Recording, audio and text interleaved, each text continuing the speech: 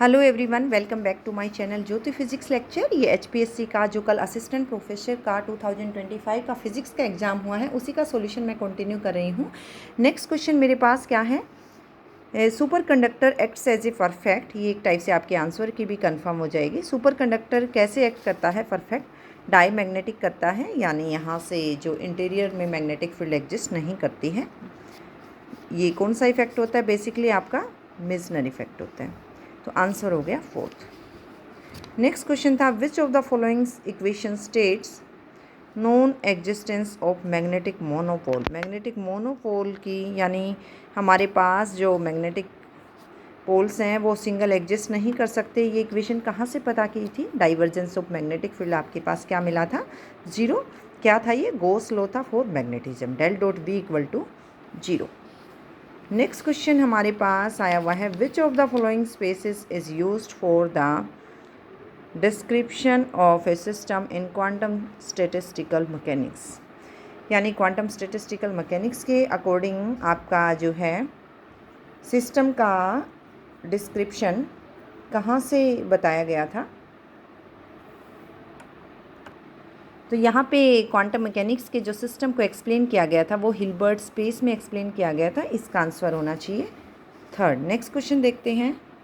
Next question है, the action of A unitary operator on any state Sai leaves it dash unchanged. जब हम unitary operator लगा रहे हैं साई पे, तो ये इसके नॉर्म को क्या करेगा? चेंज नहीं करेगा। बेसिकली क्या प्रॉपर्टी होती है यूनिटरी ऑपरेटर की? U dagger U, where U is unitary matrix is equal to identity, where U dagger क्या है? इसका कॉम्प्लेक्स कंजुगेट है। नेक्स्ट क्वेश्चन मेरे पास है पार्टिकल फिजिक्स से। मैंने पहले भी बताया था, लास्ट जब फर्स्ट लेक्चर मैंने ऑलरेडी डाला है जिसमें मैंने 30 क्वेश्चंस के अराउंड आंसर की सोल्व की है, उसमें भी मैंने पार्टिकल फिजिक्स काफ़ी सोल्व की है। ये क्वेश्चन भी ऐसा ही है। बेरियन है, एक्स में कैरियम कोई एलिमेंट डीके कर रहा है सिग्मा नेगेटिव में, पाई प्लस में। The third component of isospin of axis. मुझे बताना है third component of isospin x, sigma negative, pi zero, pi plus.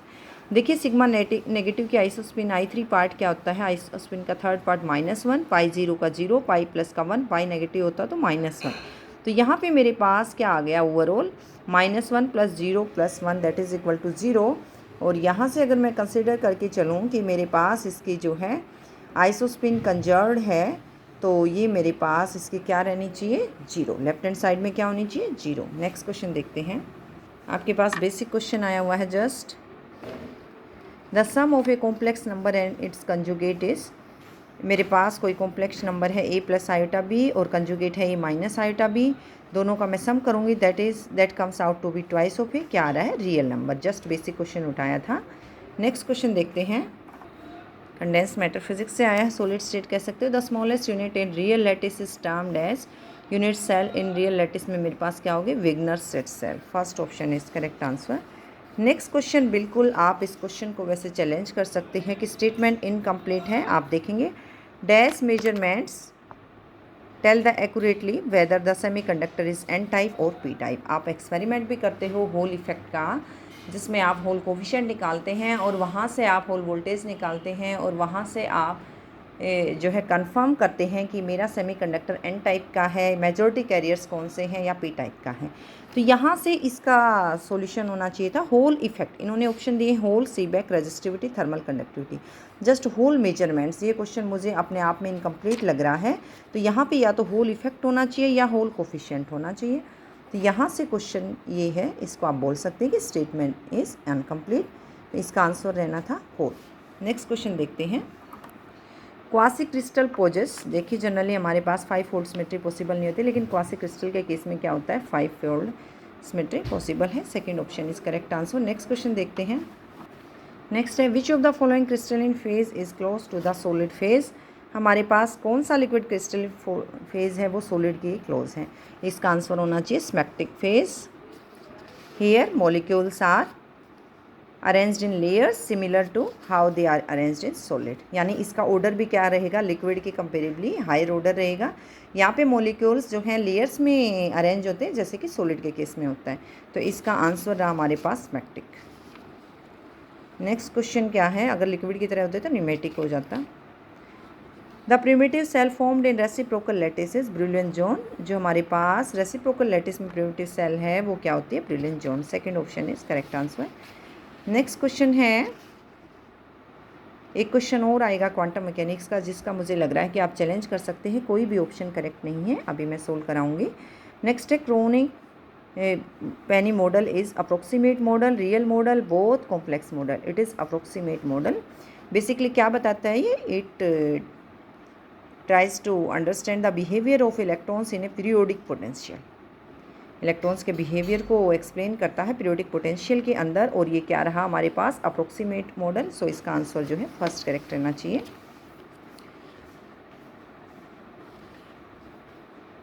मैं अपनी तरफ से बेस्ट ट्राई करी हूँ, फिर भी किसी को कोई डाउट है तो आप प्लीज़ कमेंट सेक्शन में डालिए। कमेंट सेक्शन में डालेंगे तो बाकी के लिए भी, जो व्यूअर्स हैं उनके लिए भी हेल्पफुल रहेगा। Fine structure of hydrogen atom is obtained as a result of dash correction to Hamiltonian. जब हमने fine structure of hydrogen atom निकाला तो हमने हैमिल्टोनियन, जो कि बेसिकली क्या होती है? एनर्जी, उसके अंदर क्या क्या करेक्शन थी? रिलेटिविस्टिक करेक्शन थी, नॉन रिलेटिविस्टिक थी, डार्विन थी, लैग्रांजियन थी। देखिए इसके अंदर रिलेटिविस्टिक करेक्शन की गई। रिलेटिविस्टिक करेक्शन में क्या क्या था? काइनेटिक एनर्जी थी, स्पिन ऑर्बिट कपलिंग थी और डार्विन टर्म थी। तो ये सब चीज़ें जो है इसमें करेक्शन की गई। तो फाइनल आंसर मेरा होना चाहिए रिलेटिविस्टिक। नेक्स्ट क्वेश्चन देखते हैं। विच of the following assumes the separation of electrons and nuclear motions. यहाँ पे जो है इलेक्ट्रॉनिक और न्यूक्लियर मोशन का सेपरेशन किस जो है अप्रोक्सीमेशन ने कंज्यूम किया? देखिए ये बेसिकली इलेक्ट्रॉनिक स्पेक्ट्रा है, जो कि आप अपने स्टेट यूनिवर्सिटीज़ लाइक एमडीयू वगैरह इसमें सिलेबस नहीं पढ़ते हैं इलेक्ट्रॉनिक स्पेक्ट्रा का। बाकी मुझे याद है मैंने डीयू से एमएससी किया था तो इलेक्ट्रॉनिक स्पेक्ट्रा पढ़ा था, वहाँ पे हमारे सिलेबस में था। तो ऑप्शंस क्या क्या थे? Hartree Fock approximation, Heisenberg uncertainty principle, Born approximation, Born Oppenheimer approximation, Pauli exclusion principle. देखिए इलेक्ट्रॉनिक स्पेक्ट्रा का क्वेश्चन है और इसका आंसर रहना चाहिए बोर्न ओपनहीमर अप्रोक्सीमेशन। क्या होता है इलेक्ट्रॉनिक स्पेक्ट्रा में? हम न्यूक्लियाई को कंसीडर कर लेते हैं कि वो इलेक्ट्रॉन्स के कंपेरेबली स्लो मोशन होता है। Nuclei move very slowly compare two electrons. तो इसका आंसर ये रहना चाहिए। यही है कि जिसने सेपरेट किया इलेक्ट्रॉनिक को और न्यूक्लियर मोशन को, न्यूक्लियाई के मोशन को और इलेक्ट्रॉनिक्स के मोशन को। नेक्स्ट क्वेश्चन बिल्कुल लेज़र फिजिक्स से आया हुआ था। बिल्कुल which of the following is the correct expression for the relation between Einstein coefficients A and B. हम जब आइंस्टीन कोफिशिएंट्स पढ़ते हैं, ए पढ़ते हैं, स्पॉन्टेनियस एमिशन पढ़ते हैं, स्टिमुलेटेड पढ़ते हैं, तो उनके बीच में रिलेशन निकालते हैं। और ये रिलेशन जिससे मुझे याद आ रहा है 8πh⁴/c³, यानी किसके प्रोपोर्शनल होता है? न्यू के, जो कि फ्रीक्वेंसी होती है इंसिडेंट रेडिएशन की। तो ये आंसर रहना चाहिए था 8πh⁴/c³। हो सकता है किसी से इसमें मिस्टेक हो गई हो। नेक्स्ट क्वेश्चन देखते हैं। नेक्स्ट क्वेश्चन, जो कोई रिसर्च में इन्वॉल्व होगा तो उसने इस क्वेश्चन को बड़े अच्छे से सोल्व कर दिया होगा। विच of the following is an example of second order phase transition. Second order phase transition का क्वेश्चन था। फर्स्ट ऑर्डर होता तो आपके पास आंसर हो सकता था condensation of vapour, freezing of water, ये सब फर्स्ट के हो जाते हैं जिसमें फेज चेंज होता है। यहाँ पे मेरे पास फेरोमैग्नेटिक फेज से पैरामैग्नेटिक फेज हो रहा है, मटेरियल का चेंज, यानी मैग्नेटिक प्रॉपर्टीज चेंज हो रही हैं यहाँ पे फेरोमैग्नेटिक से paramagnetic. This is an example of second order phase transition. तो इसका आंसर हो गया सेकंड। नेक्स्ट क्वेश्चन देखते हैं। 47वां क्वेश्चन है, the Laplace transform replaces differentiation with integration, multiplication, division, fraction. इसका आंसर होना चाहिए मल्टीप्लिकेशन। यानी हमारे पास जनरल लैप्लास ट्रांसफॉर्म लेते हैं किसी फंक्शन का, वो होता है 0 to ∞ exponential -st ft dt fs। अब मैं f डैश टी यानी इसके डेरिवेटिव का लैप्लास ट्रांसफॉर्म ले रही हूँ, तो क्या फॉर्मूला होगा? जो मेरा fs आ रहा है फूरियर ट्रांसफॉर्म फंक्शन का, उसको s से मल्टीप्लाई करो -f0, यानी ये क्या हो गया? क्या किया इसने? डिफ्रेंशिएशन होने के बाद मल्टीप्लिकेशन कर दिया उसका फंक्शन का। जो मुझे क्वेश्चन समझ आ रहा है, थोड़ा इनकम्प्लीट सा तो लग रहा है, यानी डिफ्रेंशिएशन ले लिया मैंने फंक्शन का, तो मेरे पास जो फूरियर ट्रांसफॉर्म है वो मल्टीप्लाई हो रहा है किसी फैक्टर से। और अगर इन केस मैं t से डिवाइड कर देती तो ये इंटीग्रेशन हो जाता, जो कि s to ∞ fs ds। In case मैं मल्टीप्लाई कर देती तो ये मेरे पास डेरिवेटिव हो जाता -1 nth डेरिवेटिव ऑफ fs। तो मेरे पास यहाँ पे आंसर होना चाहिए सेकेंड। नेक्स्ट क्वेश्चन देखते हैं। For a given momentum p Dirac equation has independent solutions. कितने इंडिपेंडेंट हैं? 4 सॉल्यूशंस। कैसे आए हैं? देखिए पेयर प्रोडक्शन प्रोसेस आपने पढ़ी होगी। फोटोन से हमारे पास इलेक्ट्रॉन निकल रहा है, पॉजिट्रॉन है, एनर्जी है। डिराक इक्वेशन ने कौन से पार्टिकल्स का बिहेवियर को एक्सप्लेन किया? स्पिन हाफ पार्टिकल्स का। यहाँ पे इलेक्ट्रॉन है, पॉजिट्रॉन है, तो यहाँ मेरे पास स्पिन हाफ में 2 डायरेक्शंस पॉसिबल हैं अपवर्ड भी पॉसिबल है और डाउनवर्ड भी पॉसिबल है। हर एक स्पिन डायरेक्शन के लिए मेरे पास 2 एनर्जी स्टेट रहेंगे, पॉजिटिव भी रहेगा एंड नेगेटिव एनर्जी स्टेट भी। जिसको डिटेल में पढ़ना है तो आप पेयर प्रोडक्शन देख सकते हैं। तो यहाँ पे मेरे पास 4 इंडिपेंडेंट सॉल्यूशंस हो गए, linear independent solutions. Next question देखते हैं। यस, जैसे कि मैंने बताया था कि इस क्वेश्चन के ऑप्शन मुझे करेक्ट नहीं लग रहे हैं, बाकी आप भी देख सकते, चेक कर सकते हैं। देखिए, अगर मेरे पास एक तो क्वेश्चन ही मुझे थोड़ा अनकम्प्लीट लग रहा है। If to any linear operator A there corresponds to an adjoint A dagger, यानी ये कह रहा है कि लीनियर ऑपरेटर ए है, उसका मैं एडजॉइंट ले रहा हूँ जो कि कॉम्प्लेक्स कंजुगेट, तो वो आ रहा है A dagger. Then for arbitrary psi and phi which of the following is correct. In case इसमें कह रहा है कि मेरे पास 2 फंक्शंस हैं, साई है फाई है, कौन सा करेक्ट होना चाहिए। देखिए ऑप्शंस कैसे गिवन है, पहले आप ध्यान से पढ़े होंगे आपने। ब्रा psi A dagger Sai, bra phi A phi, इसका कोई मतलब नहीं है। और यहाँ से है ब्रा psi A dagger phi, phi A Sai, ये भी इनकम्प्लीट है। मैं बताती हूँ आपको, ब्रा psi A phi, bra phi A Sai, कुछ कॉम्प्लेक्स कंजुगेट वगैरह तो लिया होगा तभी तो इक्विवेलेंट रहा होगा। ब्रा psi A dagger phi, bra phi A dagger Sai. देखिए, एक तो या तो इसमें हर्मिशन मेंशन करते कि ये हर्मिशन ऑपरेटर है, फिर भी आपके पास ये हो सकता था। फिर आपके पास हो सकता था ए डैगर को ए, लेकिन यहाँ पे कॉम्प्लेक्स कंजुगेट लेते आप। इसमें क्या दिखा सकते हो आप, bra psi A dagger phi is equivalent to bra phi A psi का कॉम्प्लेक्स कंजुगेट। यानी मेरा कॉम्प्लेक्स कंजुगेट क्या करता है, कैट को ब्रा में चेंज करता है, ब्रा को कैट में, तो ये चेंज हो गया। और ए डैगर क्या रह गया, अभी हमें नहीं पता है, ये इसका ए डैगर है। अगर यहाँ पे मेरे पास हर्मिशन ऑपरेटर होता तो ए डैगर की जगह मैं ए लिख सकती थी। अगर ये वाला क्वेश्चन यूज़ करती तो भी यहाँ पे कॉम्प्लेक्स कंजुगेट लेती, तो ये वाला केस हो जा नहीं सॉरी ये वाला केस हो जाता, फिर कॉम्प्लेक्स कंजुगेट मुझे दिखाना पड़ नहीं।